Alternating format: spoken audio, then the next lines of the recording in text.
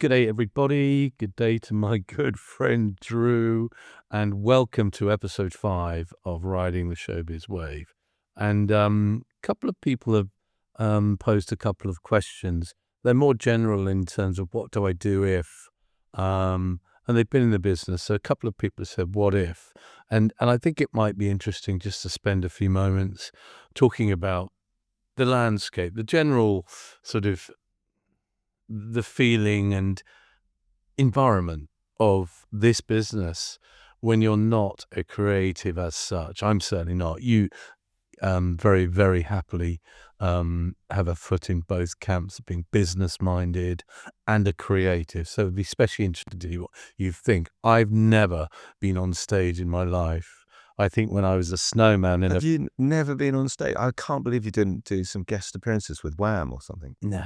God, Did they not get you on there to play some even when I was a tour manager and asked to introduce the band that I was tour managing at the time, I'd absolutely, be just traumatized.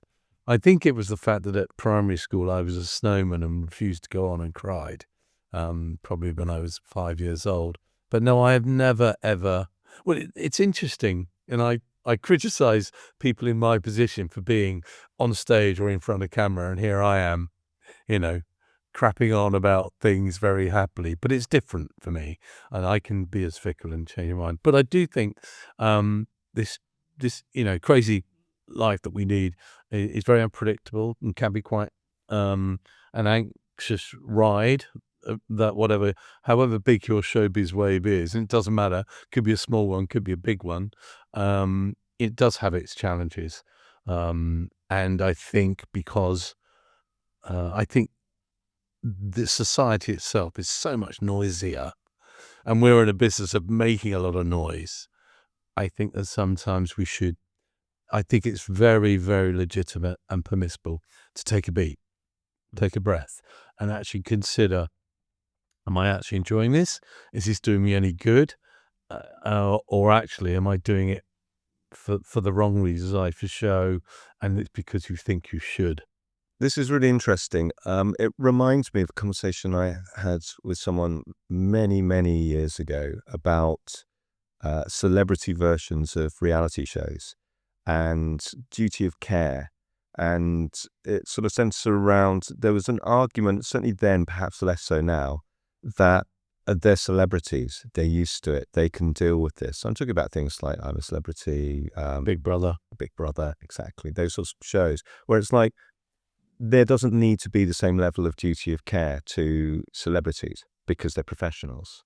And of course, my question at the time, and I think probably more discussed now in the public domain, was why do people become celebrities? How do they become celebrities? Why are they putting themselves in the public eye? Often it's because they are deeply insecure, egotistical people, or any combination of that, and lots of other things, lots of anxieties over, their longevity, their relevance, their value. I think they're often more damaged than, let's call them, so-called members of the public. That's very interesting. Let's break it down a little bit further. And you're talking about celebrities in the public eye, people in the public eye who behind the scenes clearly aren't coping, and what kind of checks and controls and balances and measures and guardrails are there in place? Well, now I can say, wait, about 2026, it's enormous. The care, pastoral care and the care in general by production companies or companies in general, I think is very good. Psychotherapists and on-set intimacy coordinate, all the whole gamut of things that are now in place. You go back, way before really, 50s, 60s, nobody assumed they could be a star. And there was normally, 50s, 60s, it was normally movie stars. Then we had the explosion of radio, rock and roll. And so you had rock and roll stars, and, I don't have to name the list is endless, but you really, really were in the minority.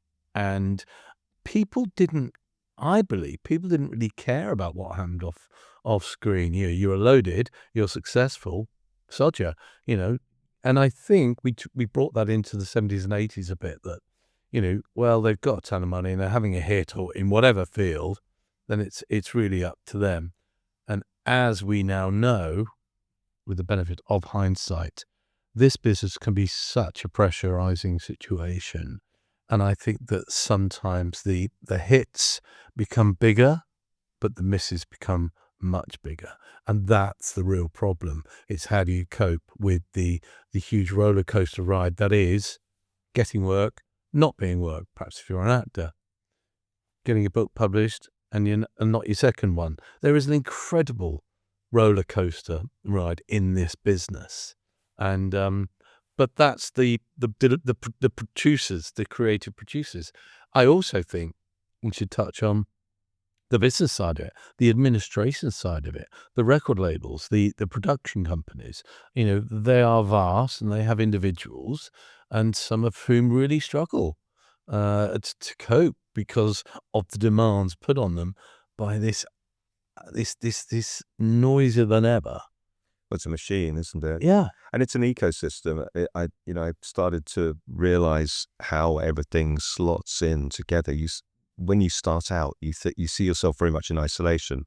I was a 20-year-old wanting to be, a teenager wanting to be in a band, wanting to get a record deal, went to record labels to get a record deal, got a record deal, made a record in a studio. It was very process driven and it was very simple. What you don't see, and you never learn until you get into more of the business side of things, is how all of those processes are controlled by this massive global ecosystem of, the labels, the publishers, the major labels, major publishers, television, radio, PROs collecting your royalties and distributing royalties. Everything is totally locked in. No one can make one decision unilaterally without it having a massive effect on everyone else. And you don't see any of this as an artist generally. And you don't see it certainly when you're starting out. So you just don't understand how, all you see is barriers or negativity. As a youngster, and obviously those starting out have a wonderful ignorance, as the expression is, ignorance is bliss. And I think if you're, in the early part of your career, I wouldn't try and insist that everyone has to know all these places, because you probably get a bit burnt young. I mean, you definitely don't need to know.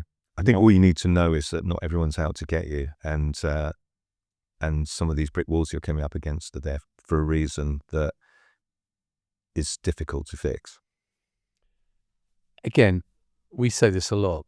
One size does not fit all, and one of our opinions about young creators may not be true, because individuals are individual. And you raise an interesting point that not everyone is out to get you, and I have encountered a lot of that mentality at somebody young, but they on their first rodeo, who don't want to share and who want something protected.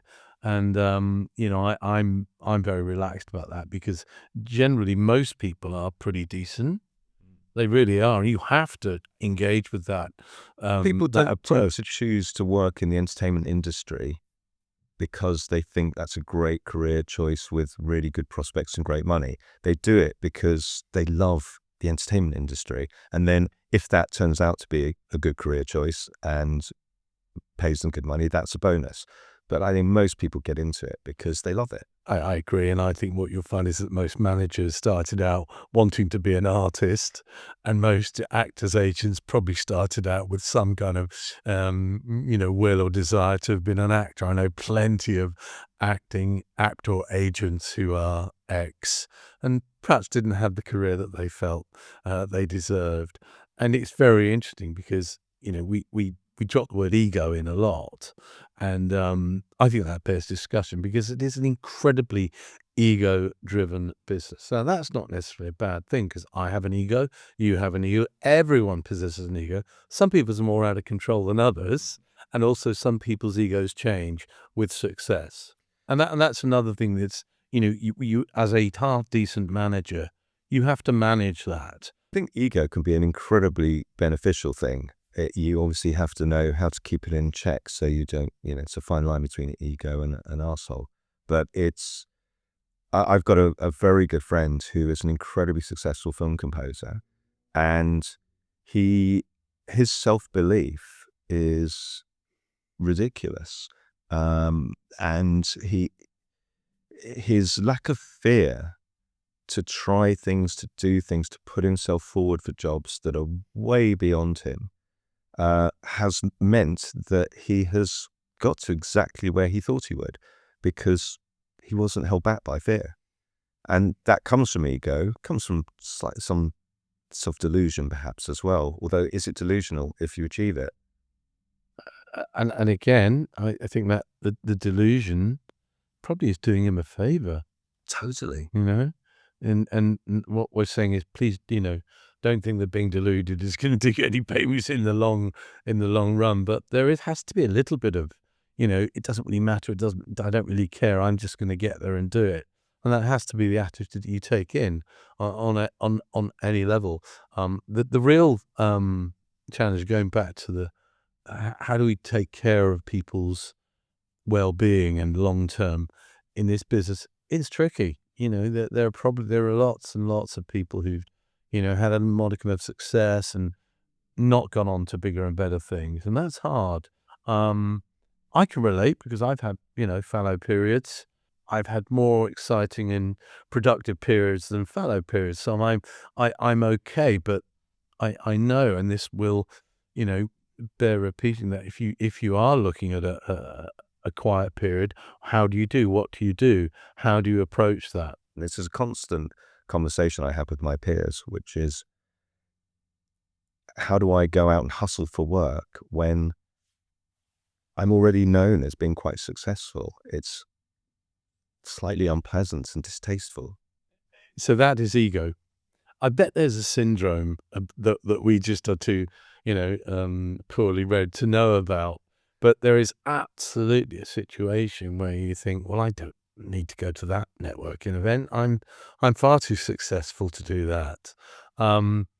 That's never been an issue that I ever had. I think it's more nuanced than that, because I think I certainly accept that is part of it, but it's also a case of, if you've got an established relationship, let's say in my business, writing for TV and film, let's say I've got a relationship with a drama producer, and I've got a fallow period and I really want to get more drama work.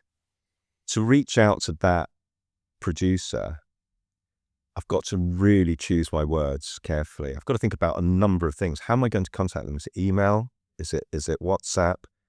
Do I post something? Do I comment on something on their Instagram? To try and just renew contact with that person. How do I come to them and say, I was really successful when we worked together 5 years ago and we were doing some great stuff. I'd love to be doing that again. It's very tricky. You do have to have a conversation. It has to be quite deep and meaningful about, right, where are we? And I absolutely think that any manager worth his salt must have options. Probably 2, or at least 2, but probably 3 tiers of the next steps. Okay. And that's very, very important. And those tiers are based on what that talent and that client sitting opposite me has. 15 years ago, a client came in on Monday morning and said, I'm skinned. I said, well, these are your options. And the top 3 options were reality shows. And now they're tough. They're even tough to get on. That's really interesting. Well, no, because that I said, well, that's your quick fix. Yeah. Reality was a quick fix, reality show. And then, well, I think it's great as well, because it's sort of fun for you, if you like that sort of thing. And it isn't exactly in your discipline. So it means that it's definitely an aside, gets you in the public eye, gives you a platform, but it isn't you doing your job, but not at a very high level, if you see what I mean. Yeah. And part of that, stepping out of one's comfort zone, certainly if you're an actor, would have been the kiss of death to your career. I think less so nowadays. I think that people are more tolerant of this change of pivoting away. And I can remember when higher ups would think negatively if an actor did some straight ahead TV presenting or, for God's sake, documentary making. Really fantastic. Very interesting. I don't know if you've watched the Chris Hemsworth documentaries. They are. I remember when I saw that he was doing them, I was quite surprised because I don't know if you know who Chris Hemsworth is, but for the listener, Hollywood A-lister, big as they come, right? Plays Thor in the Marvel franchise. Very fine actor. What's his documentary about? It's called Limitless. It's National Geographic, and it's a 6-part documentary with Darren Aronofsky, who very well-known Hollywood A-list director. And it's about how people push themselves to extremes for health reasons. It's a sort of health, outdoorsy kind of sort of thing you'd think the guy that plays Thor would do. It's very, very high end.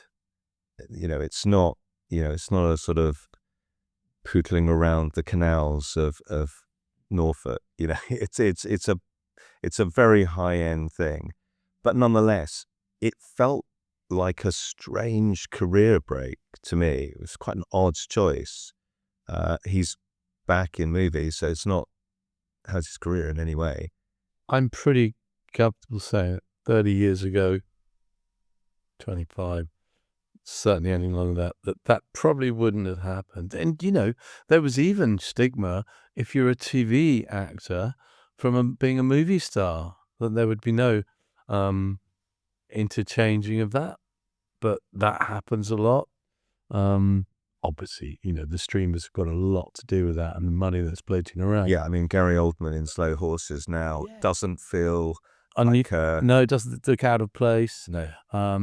Interesting. I was touching on pivoting away, and we've jumped without a bit into factual television, but the superstar documentary, certainly in the UK, superstar documentary makers, I would quote Louis Theroux, Guy Martin, and a fantastic, I think it's Professor Hannah Fry. These are not, if you look at them, they are not walk in the door superstar, personality, charismatic broadcasters. You hate to say it, sorry, Louis, but and they're not. And so, I mean, my overarching advice in terms of factual and specialist factual television: have a specialism, be unusually brilliant at something that's, is it mechanical engineering? Is it the sciences? That kind of thing. And if you can bring a little bit of charisma, I mean, I think Hannah Fry is wonderful, and smiling, getting a load of work, and I think those are, interesting people. Yeah, no, definitely. And looking at, in terms of just trying to, let's say you're stuck in the doldrums a bit with your career and you're trying to contact some people that you haven't been in touch with for a long time. I'll give you an example. When I worked on The Apprentice 20 years ago, that was quite a big break for me. And after the first series went on air, I expected the work to come in. And funnily enough, it didn't. It didn't come in for a good year. And during that year, I sent off emails to every single person I knew in the industry. It was the first time I'd ever done that. It was really painful and really difficult. And I think it was probably some ego, but also just fear, embarrassment, just didn't want to bother people, didn't know how to approach people. And I just dug deep. I dug really deep. And I wrote to everyone. Out of all the emails I sent, I mean, there were probably 50 to 100 people on The Apprentice that I'd worked with. I probably got 2 or 3 responses. And one of those was from Andy Devonshire, who is my longtime collaborator and the series director on Taskmaster now. But we've collaborated on dozens of projects over the years. And, he's been a great champion of mine. And he kept me afloat for the first year or so after The Apprentice because I had nothing else. And it's really interesting how you can do something that is perceived to be a huge success, and yet you get nothing off the back of it. Now, correct me if I'm wrong, you did that independently. You weren't managed, were you? No. You did that all off your own. I didn't have management until probably about 10 or so years ago. And now I don't again. So again, a very interesting part of this. We are, again, jumping around, but to be represented or not to be represented, that is the question. I've said it before, acting, absolutely exclusive. You need an agent. That ecosystem is designed that you have a representative, an agent who knows the business, the casting directors. We've discussed that before, but always happy to take questions on that again. Because it's a system that I know very well, and that's why I'm confident to say, actors, you need an agent. Authors don't think they need a literary agent, but in my experience, if you can get a literary agent, you're obviously half decent. Those that don't get and think they can self-publish, there's probably a reason for that. I hate to say it, because I've encouraged a couple of people to self-publish, but it's on a level where it's not about the ego and success. I've certainly worked with people in factual specialists, factual or brilliant minds, I put it down as, who actually don't need a bloody agent. They really don't. They've been more than competent in doing themselves. And their reputation, however niche, gets them through. But obviously, decent management is essential. I've always said with music that if you're looking for a manager or an agent, then you're probably not doing enough yourself, because you're looking for someone to do something for you, basically, at that point. I think that point bears repeating, Drew. I really do. I couldn't be more serious, and it's great because that is so true. Well, and it also goes for people say to me, should I get a publisher? It's the same thing. It's like, well, why do you want a publisher? Why do you want to give someone a chunk of your money? The answer is because you want them to give you work. And it's the same for agents. But when I joined the agency that I was with, Cool Music, they were fantastic, but they took me 7 years to get to a point where I was ready to join them, because you have to have work coming in. They can't magic something out of nowhere. How are they going to sell you if you're not doing anything? You have to be self-generating your own work to an extent, and then you get your agent in to come and manage what work you get next. They also know the industry, so they know what, they're managing loads of people, so they know what fees someone got, what terms someone got. They can apply that to your deal that you won't know necessarily. And so and especially as you go up and up the ladder, going from factual TV, the value of it, the fee value is very low, and the contractual terms are fairly fixed. There's not a lot of negotiating going on. So that is pretty straightforward. I really enjoy doing that myself. And there's not enough money in it to be giving someone 15% of it. And it's not worth it for the 15% isn't enough to make it worth an agent's time. Once you get into drama, those budgets really fluid. The difference between, I know a story of someone who was, I think they were paid, let's pick a number, 40,000 to do a series for ITV. And during the writing of that series, it became apparent that they really needed an orchestra. And the agent managed to negotiate another 90 grand for the orchestra. And that sounds like a lot of money to our listener who hasn't organized an orchestral session, but it's what it costs. And I don't think you would know as a composer that you could go and ask for another 90 grand for orchestral recordings when you're only being paid 40. That's a large extra amount of money to ask for. But that comes with experience and job knowledge and knowing the business. And to a certain extent, that's what clients want a manager for. But I cannot tell you how interesting it is that, your point about, well, if you're thinking that you need a manager, there's something missing from your path. What I have always wanted from a manager is the opportunity to talk about career progression, about, I've got these 2 jobs coming in. Should I turn one of them down? And of course, or very few managers, very few agents will tell you to turn work down. So it then becomes incumbent on you to make that decision. But it's a bit like talking to a therapist. By talking it through, you may actually work out in your own mind Absolutely. what it is you It's a great really want to do. exercise, really good exercise to talk things through. And again, that's a very important part of a manager. It takes a very brave manager to say no to income. It takes an even braver agent because they're a slightly different beast, different animal. They want deal flow. And, clients, creators must be aware, and a lot of them are, that agents need to make that money. And I think that this comes back to your favorite word, authenticity. It's how is a manager supposed to know what your authentic self is? Because that will be changing anyway all the time as you as a person. And what people buy into is you as a person. They buy into people like people, as I always say. So you have to know what your authenticity is. You have to know what jobs you want to do and what jobs you don't want to do. It's such an interesting subject about the manager-client relationship. I've studied this a lot, having lived it most of my career. And what I came up with was that if you're a talent client and you have a manager or an agent to a certain extent, you are relying on them to go into a room and talk about you behind your back, and everything you say is what you want them to be saying about you.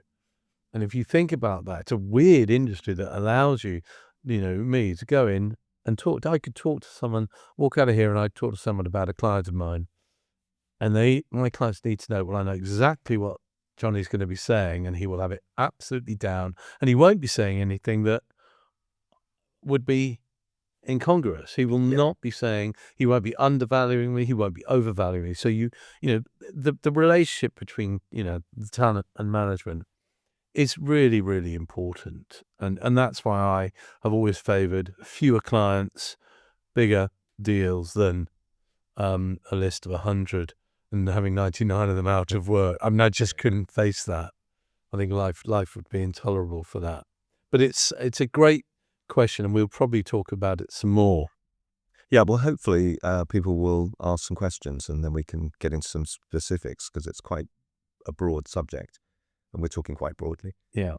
And also, it's an ever-changing world. We things are changing as we speak. There are new methods. We've talked about how music has become a very data-driven business, a subject that I'm fearful of, but I accept it. Speaking of which, by next week, I may be able to share some data that I've been given, which I find exceedingly interesting, but I'm afraid I'm going to have to tease it today because I'm not at liberty to disclose it yet because I'm not sure when it's going in the public domain, but it is really interesting and we'll come back to it. Okay, but just as a final tease, will it inform us about the state of the industry, society, or will it inform us about some specific genre?